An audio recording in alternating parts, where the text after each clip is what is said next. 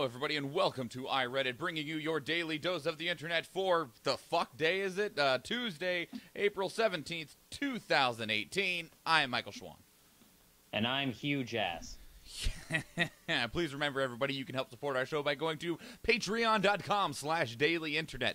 We go live Monday through Thursday at 6 p.m. Alaska time, and you can submit stories for us to talk about by going to reddit.com/r/iRedditcast or via email at feedback. Nope, that's old. iReddit@gmail.com. Holy shit, I'm here. I'm trying to actually get into the actual stream because I missed the little link for the YouTubes, not the YouTubes, the Facebook. So I'm kind of distracted trying to get that in there, but I'm in there now.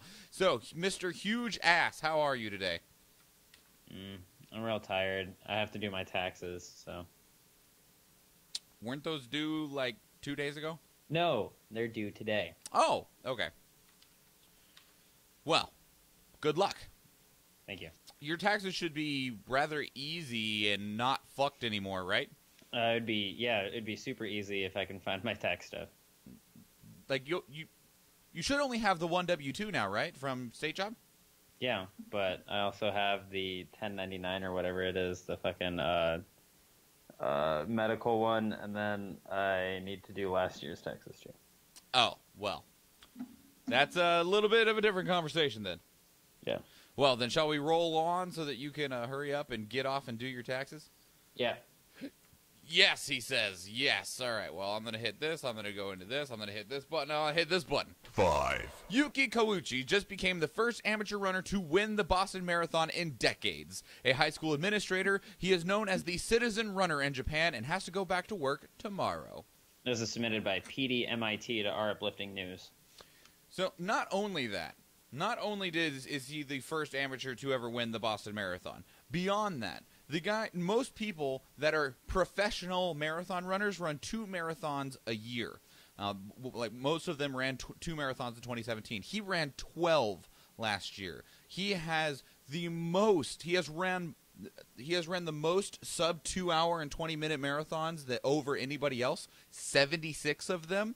He has ran the most sub 2 hour 12-minute marathons over anyone ever, 25 of them.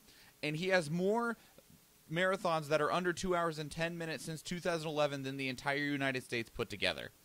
Yo, in my opinion, more impressively, in the woman's side, there was a woman who hadn't ran since high school and had gotten second place. Nice. Yeah, so there's that. So, power to these people. There's a interview with him that is right in the first link. It's for this entire article.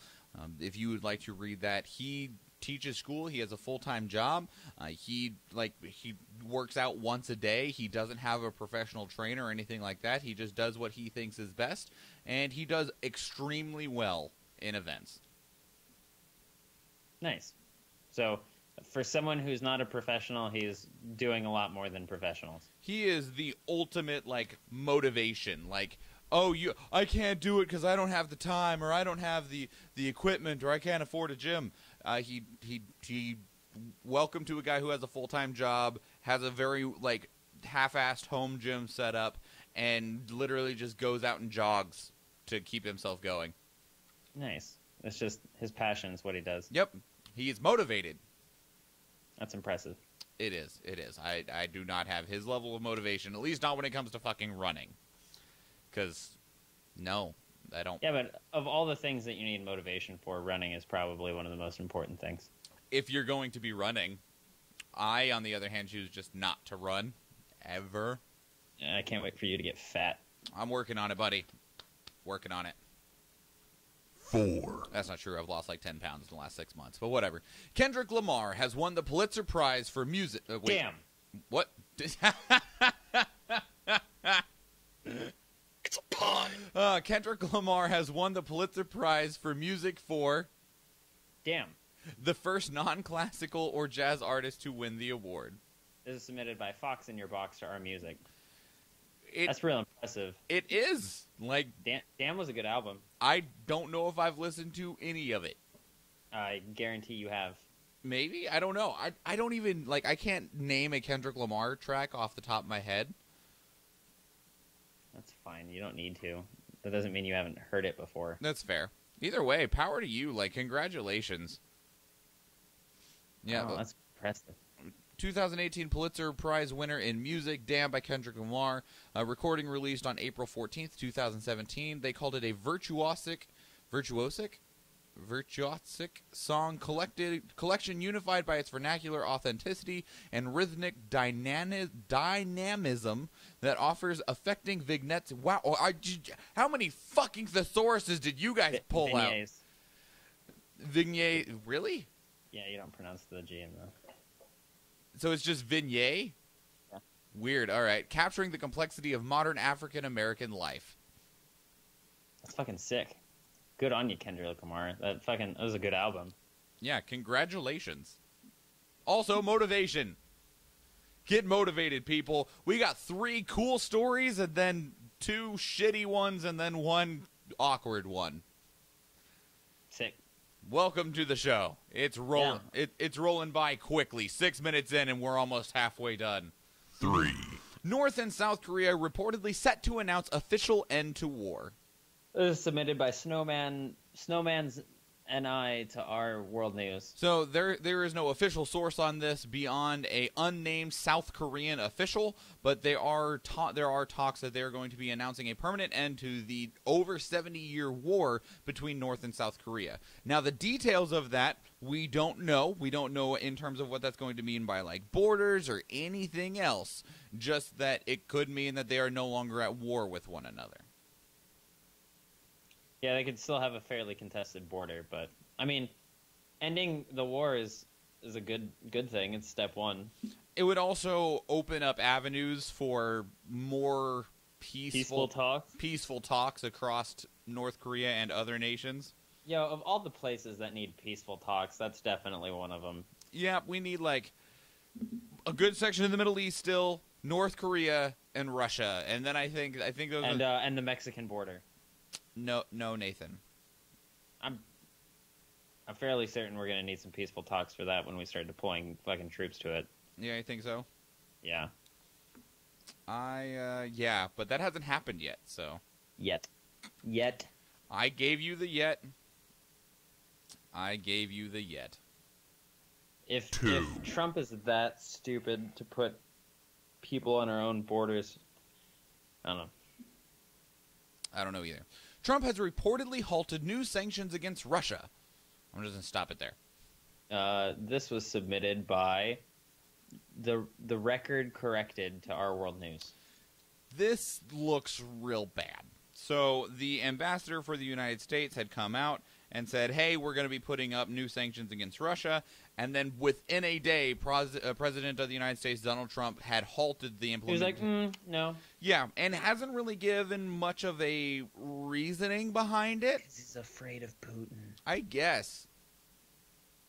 Like, the United Nations ambassador, Nikki Haley, was like, yes, you will see Russian sanctions coming down and all these things. And Trump was like, yeah, I don't think I want to do that. I mean, come on, dude. We're having these sanctions for a reason. Yeah, you got friggin' people. He's gassing people with nerve agents on the United Kingdom city streets. Yeah, on top of other things. There was another. There's a death of a very large Putin critic. I think he was like a journalist that happened recently. He fell off a building. Of course they did. I bet they tripped. Which was funny because earlier in that day, he had called his friend and mentioned that there was weird dudes outside of his building that looked like they were armed. Great. So, there's that. Don't piss off Russia. They'll off you. So, yeah, our president is a delightful individual who makes us look terrible. Mm-hmm. Always looking terrible. I bet it's because he's afraid because not only did we bomb Syria like they told us not to, but we're agreeing with the UK so far with the gas thing. Yeah. Well, I mean, when the shoe fits. You must acquit? I guess. I don't know if I can know. I don't even fully understand the idea behind that metaphor. Is that what that is? I don't know.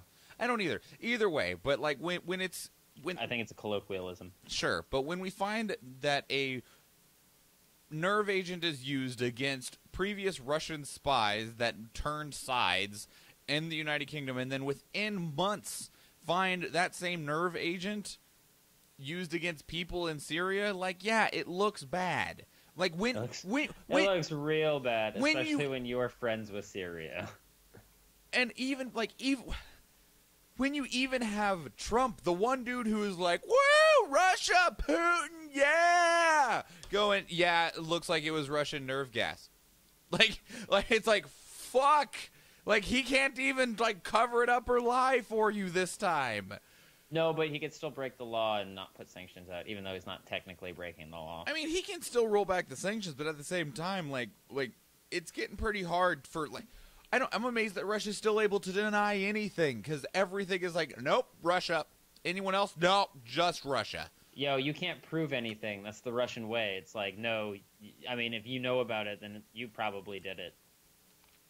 Yeah, we have 99 pieces of circumstantial evidence. Yeah, definitely just circumstantial. Sucks. Russia totally didn't do it. 1. Broadband advisor picked by FCC Chairman Ajit Pai arrested on fraud charges. It was submitted by Chris C. Thomas to Our Technology. Ajit Pai is such a winner, Nathan. A shit pie. A shit pie is such a winner, Nathan. Is he? No. Like, he's probably I thought one of... everyone in the Trump administration was #winning. Like, except for, like Paul Manafort, not everybody who's already been indicted. Oh, I mean, Ajit Pai wasn't even put in there by Trump. Oh. Well, I mean, he's still a shithead. Yeah. But, like, probably one of the most hated people on the world right now. Ajit Pai. Face. We find out that he got to appoint an advisor to the Broadband Development Advisory Committee, whose job it was to try to ensure that broadband was being rolled out in places that it hadn't been received yet and was being rolled out fairly, evenly, etc. Has now been arrested and charged with a $250 million fraud case. Irony? I don't know if that counts as irony. I don't know. Like, you know, with all of the talks and arguments around some things, like, what would, like the president or like marijuana or whatever, like, I'm able to see the two sides to it, right? And I will actively talk about the two sides to it. When it comes to Ajit Pai and the shit that the FCC has been doing in regards to consumers, I only see the rich fuckholes and everybody else. Yeah, that's pretty much how it's divided right now. Like, it's literally the 5 rich-ass fucking companies that have bought this doucher and everybody else. I don't know. I mean, and even in then you have the gray areas, because they're like nice millionaires, but there's also like real shithead poor people. Sure, but I'm talking about like AT&T, Comcast, Time Warner, Verizon, etc., who have just like we just want to suck every last money out. We don't like competition. We don't actually like capitalism. Fuck all y'all. Yeah, it's not capitalism when you're constantly on top. Yeah. And when you try to do everything you can to stifle the ability for anyone to have even the smallest market share. Or is it capitalism? I mean, it's probably... Might be late-stage capitalism. Maybe, sure, but I mean, late-stage capitalism is like the worst, so... Yeah, no, it is. Because then it's not even capitalism anymore. It's like what's happening now. It's like what's happening now. And I'm not sure what it is either. Like, I'm not sure what... Powerful have gotten too powerful. Yeah, I'm not sure what you call it. I mean, we're an oligarchy. Capitalistic oligarchy. Like, what do you call it when, like, a dozen businesses own everything in the world? Well, when they all band together, they'll be a monopoly, but I don't know what you call it now. I don't either. Anyway, this one. Oh shit! Oh shit! Listener submission. A Burmese python with a tracking device led Florida officials to a record-breaking sex party. This is submitted by Chadwick via email. Yeah, how big was the sex party? Where was I? 9 snakes. Oh, it was a snake sex party. Yeah. That's boring. Yeah, I know. I got you, didn't I? And is it the largest official record-breaking sex party for pythons? For just snakes in general. Really? That's what it says. I'm fairly certain I've seen a giant snake sex ball before. It might not have actually been a sex ball, though.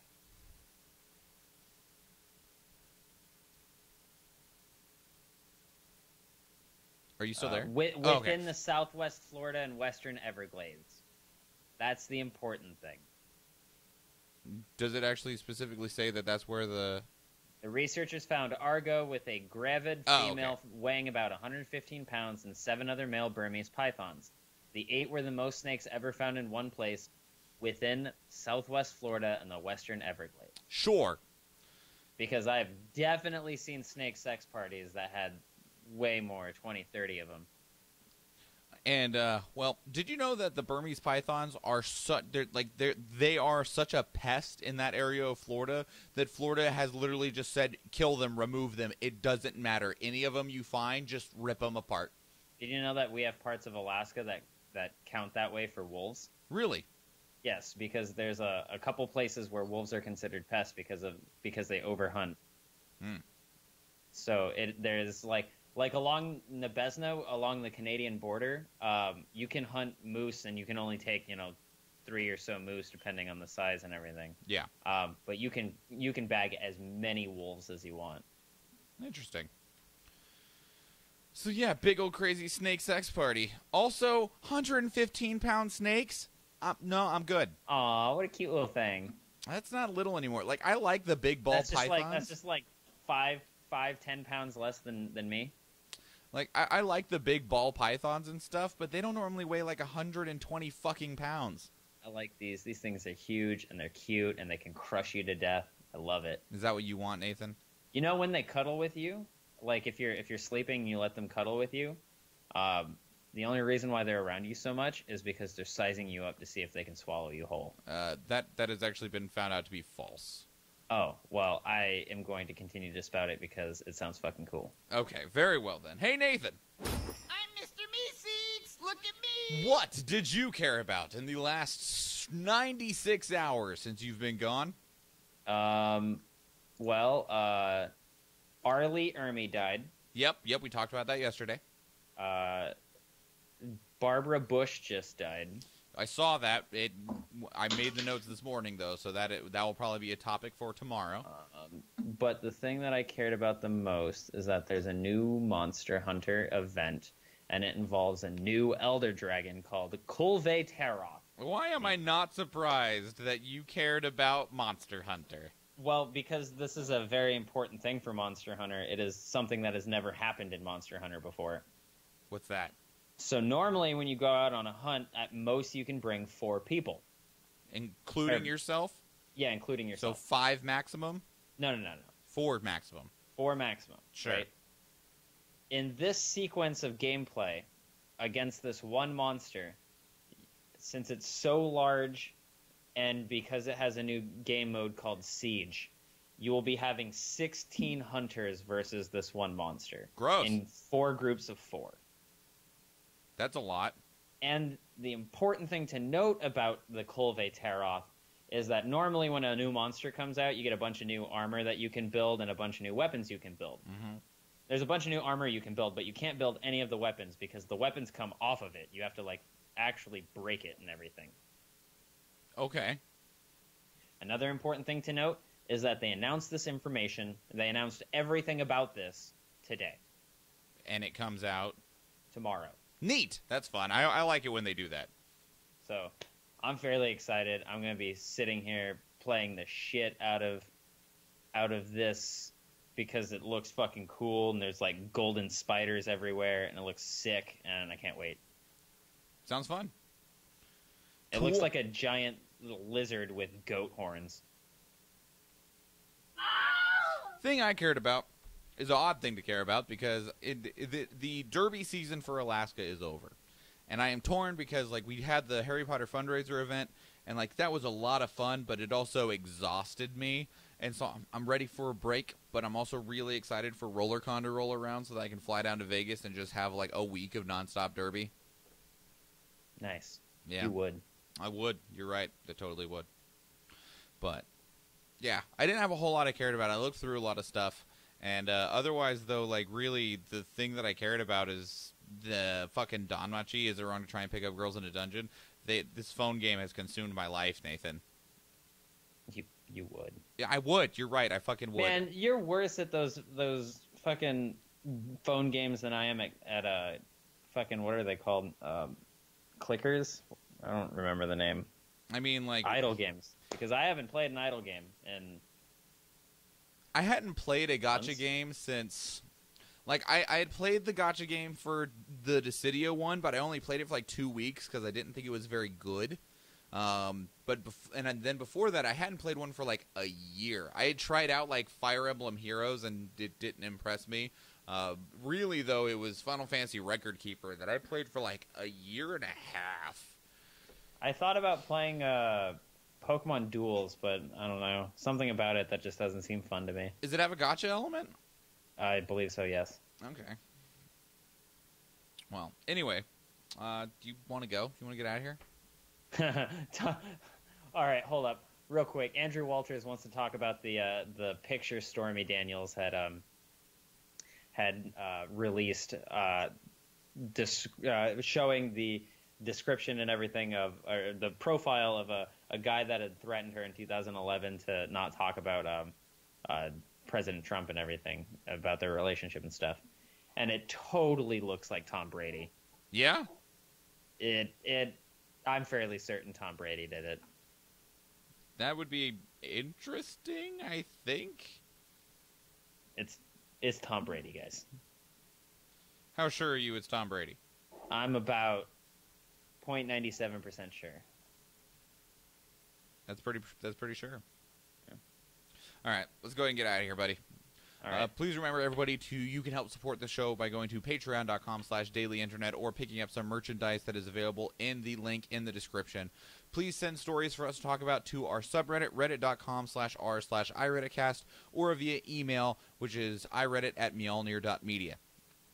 Otherwise, 5-star reviews on iTunes, Stitcher, and Google Play help us immensely. Follow and share the show on social media, Facebook, Twitter, Instagram, and YouTube, all of which are at iRedditcast. And that's it. That's your 458th dose of the internet. I am Michael Schwan. And I'm Huge Ass. And please remember, everybody. Well, I didn't vote for you. Have a good day, everyone. Bye. Bye.